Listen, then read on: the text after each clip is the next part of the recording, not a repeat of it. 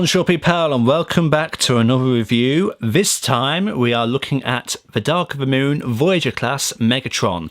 And here he is as a, well, it would be inaccurate to call it a Mad Max truck, but he is a Mack, like tractor trailer sort of thing, customized with loads of spikes in the film. But this is a more simplified version that we have here.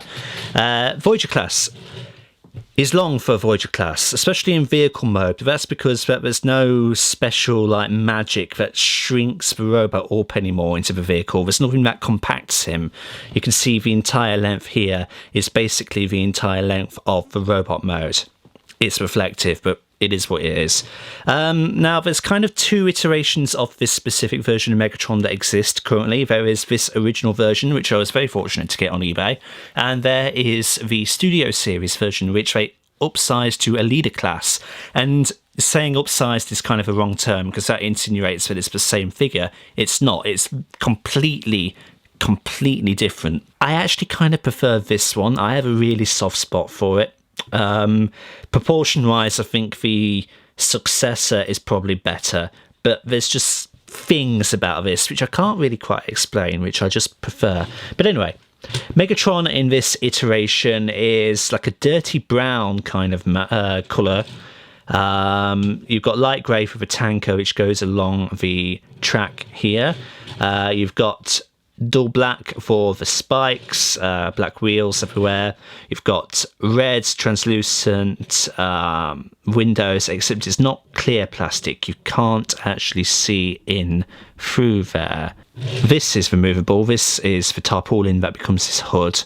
It's hard rubber. It's not exactly soft, and this can prove to be a bit troublesome when you're trying to attach it to him. We'll get to that. I might actually have to attach it to him off camera because it's a pain, honestly. As you can see, it's two pieces. This is the hood section, and then this is the part that covers the arm. And I never quite understood why they chose it to cover his left arm, considering it was his right arm that got cut off in Revenge of the Fallen. You'd have thought that should be on that side to hide that injury. We'll come back to this. Moving that aside, we're focusing back on the Megs right here. Let's get him in focus. Quick 360 spin of him. Yeah, it is quite a nice vehicle mode, honestly. It looks really nice. We come here, we're going to rip this bit off. This is his MechTech weapon. I did show this off in the Optimus Prime video, and it's unique in the fact that it is a rare case of a MechTech weapon actually blending in with the vehicle mode. To activate it, you push in the ladder. That makes this spring-loaded. I don't know what you would call this. I suppose it's meant to be his fusion cannon, but then again in the film, he had this, and I showed this off last time. Now, with the Voyager classes, you could actually get the MechTech weapons to hold in their alternative form. So if you just move the ladder diagonally, that'll lock the gears and that'll keep it like this. And then you can flip out the handle underneath there, and then we can attach it to the appropriate places when the time comes. But moving that to the side, I guess we shall start the transformation sequence. Now, Megatron can be a little bit finicky to do. It's not, in theory it's simple, but there's just misalignment problems, especially in the front here, which make this bit a little bit of a pain to do. But said pain is only going into vehicle mode. Going into robot mode is interesting. However, before we do the transformation, I've just belatedly remembered something to show off. And that comes to here. You can actually bend this at an angle to create the illusion that he's turning around corners. And this is really interesting because obviously these will become his legs. And looking at it from this angle, you can kind of see what's what. These are the upper legs. And it's just fascinating that you've got this kind of joint here, where this is the knee. And yeah, he's basically breaking his legs in order to create this turntable kind of effect to allow him to go around corners. And it's the same the other side, you can do it that way. And that's really cool. And I don't think the Studio Series version can do that. So that's one positive this Megatron has on his successor. So starting with transformation, you want to come to the sides here and just pull them off. You want to split him here and move these bits out of the way into the sides, and then you can pull that last bit of the tanker down until it just locks into place. Flip these tail end bits down that way, and they will become his toes. Then you want to return to these, and then you're going to bring them back after you hinge them up ever so slightly. And then you want to be locking them just in there. You heard the tab in. It's the same thing on the other side. Hinge it ever so slightly. And then there are grooves here that slot into kind of trenches there. And it just slots in nice and securely. I think we can pull the arms out and just get them away. Then you can rotate the waist round entirely. You want to be pulling the legs out a little bit, so they're free. Take this crotch piece, fold that in, and then you can rotate the legs around at the knees. And they should be his legs all done. You want to take these smokestacks and lie them horizontal across the top. Now, good luck doing this bit without these spikes popping off. This is the... in fact, I'm just going to pop them off because they will go flying no matter what you do. Pull the bumper down a little bit and then split the front of the cab and put it off to the side like that. And you can see his head peeking out. Peekaboo. Fold that out for a bit of clearance. We're going to just hoist the head out a little bit, and then we're going to fold the chest in on itself, and that's quite nice. It's just a series of hinges that collapse in like that and just picks in. We're going to come here to the shoulders, and these tabs that those spikes were upon, we're just going to fold them up. In fact, I'm going to come back here, we're going to split them in half, and then we're going to just reattach them like that. And we're going to rotate them around, much easier with those bits on. Fold it back ever so slightly, and then there's a hook on this black piece which goes into a groove on his shoulder, just like that. Same thing on the other side. This is how the shoulder piece is meant to be. They are the most tedious part of this entire figure.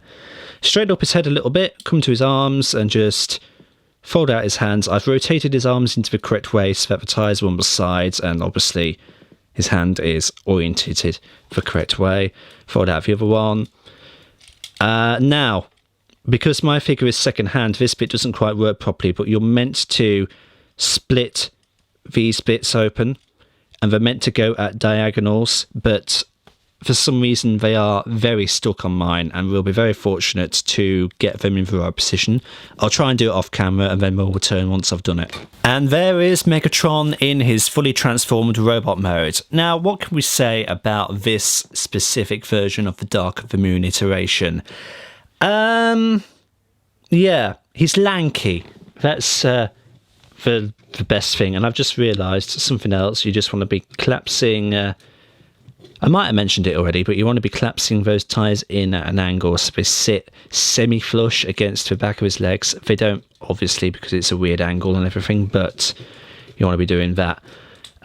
Yeah, this version of Megs, he's a lanky boy, and I think that is probably the biggest criticism about this figure, is his proportions are just odd, to say the least. They are odd.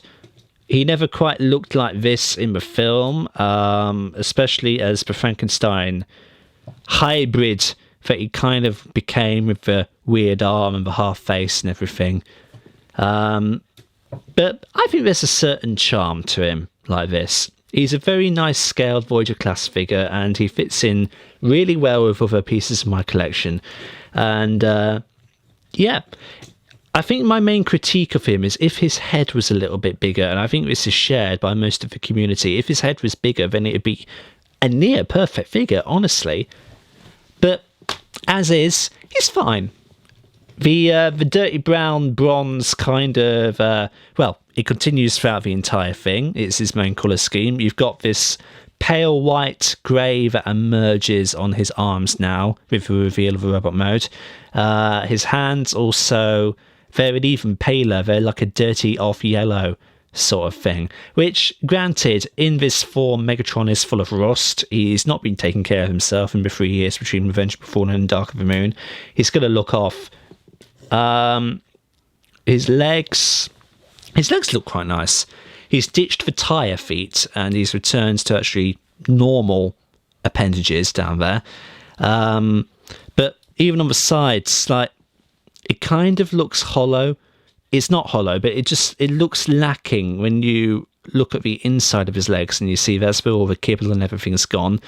Like, from the front, it's nice. From the sides, not so nice, to be honest. Of course, the biggest bugbear with my specific copy, you can see the chest. This side does what it's supposed to do, but this side does not, and it's stuck, and I've tried everything to loosen it up. If anybody has any ideas to how to loosen up sliders, which is the kind of articulation joint that they're on, let me know. Help. Now, we've actually got a pretty good look at his head here. Amazingly, this is nice and zoomed in, and you can kind of see all the detail going on here. Obviously, this side here is meant to replicate the side of his face that was blown off in Revenge of the Fallen, and they have decided to do something fairly interesting by utilising light piping in order to create that effect. And yeah, let's show that off. As you can see, that is gorgeous. You could say something about Dark of the Moon. Their figures had extraordinary light piping. Shockwave did, and this guy does as well. Fabulous. We'll look at articulation before we do anything else, because once we put his hood on, articulation for his head is going to become compromised, so to speak. So his head is on a ball joint, his tiny, weedy little head, and the problem is it easily pops off. Now, I suppose you could recreate his decapitation from the film like this, but it becomes so annoying. And I don't particularly trust that ball joint socket, because it feeds directly into the light piping and it's clear plastic, and we all know what clear plastic is like. It's not reliable. Moving on to his arms at the shoulders, he can rotate all the way round.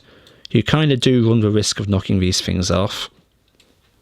His the upper arm, he can rotate around that far, and then he can rotate around that far. Very good elbow articulation. You've got a double joint there. Well, I mean, you've got a joint there and you've got a joint there. And then his hands can we can kind of go in and out, but that's the transformation. He has it's not exactly waist articulation, but it's upper body articulation. And again, it's a transformation thing, but it allows him 360 at the upper body. He can look down that far, he can look back. He can do a limbo.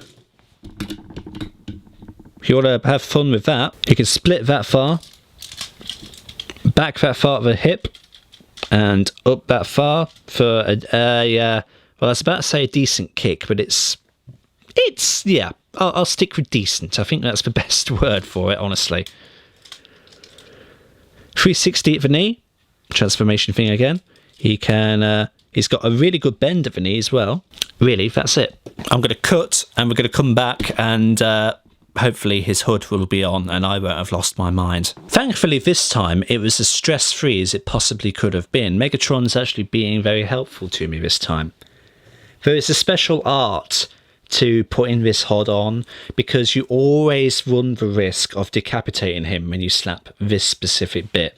There are tabs, soft rubber tabs, as opposed to the rest of the hard rubber that all of this is, that go into various specific places. One being right there. Well, in fact, that's the main tabbing point on him. And then there is a socket which connects these two pieces here, and then you've got to try and wrap this bit around the shoulder spikes that should fit through this gap, and you run the risk, of course, of knocking them off as well. It's troublesome, but when you have it securely on him, he looks 1,000 times better, because his weedy little head is now covered and hidden, and the hood gives the illusion of a much bigger head on his shoulders, and he just looks nicer. Of course, it hinders articulation quite a lot, especially on his left arm. You're not going to be able to do much to it, and of course you can't turn his head, but that's the point.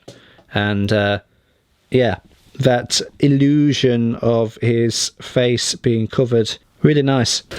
You can attach this thing here, this egregious MechTech weapon, to various spots all over him. Prime example, it just closed on itself. Prime example being on his arm here, and you can, in theory, create his classic Generation 1 fusion cannon look. It doesn't really work just because of the size of the oil tanker. Yeah, it looks a bit daft. So what I like to do is unplug it from his arm and then slap this boy on his back like that, which is a really nice way of storing it. And then I take this thing, this that came with Optimus Prime from the next movie, which is clearly designed for this guy, and I tab it in, and now Megs looks badass. Look at that. That's great. And then you can do the same thing. You can have that gun and then you can put it on his back, which is how he stored it in the film. That's excellent. So, last thing then, we're going to put Megs as far back as we can for some size comparisons. We're going to start by comparing him to Studio Series Revenge of the Fallen Voyager Megatron. And yeah, they're in good scale together. For a figure that came out in 2011 compared to a figure that came out just the other year, that's good. That's really good. It's just a shame that he doesn't have his head, really, because if you could pop his head off and attach it to him, that'd actually be a pretty good scale as well.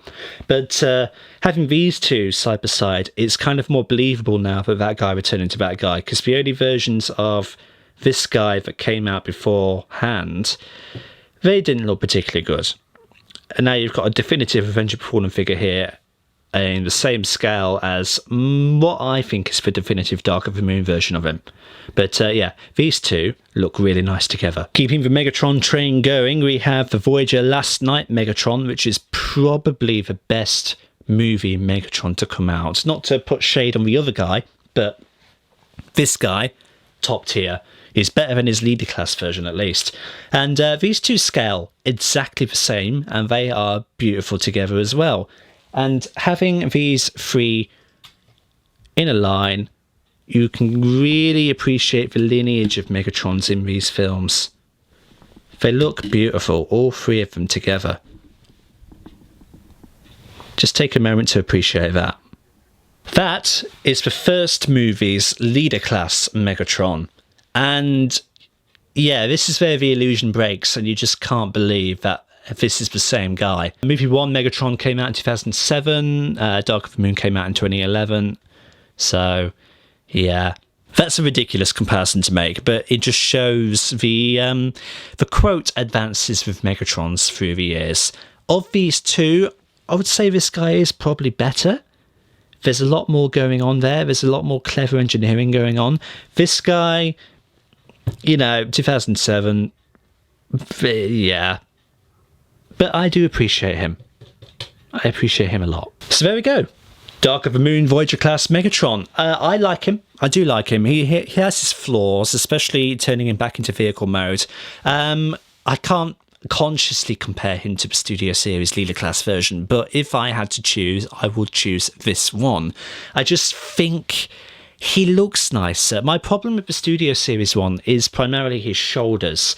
He looks like he's got a hunch all the time. This guy, despite him being lanky and his proportions being a bit ridiculous, I think he looks just more menacing. But that's my personal opinion. I mean, you could do the whole shotgun thing, and I just think he's got more playability about him.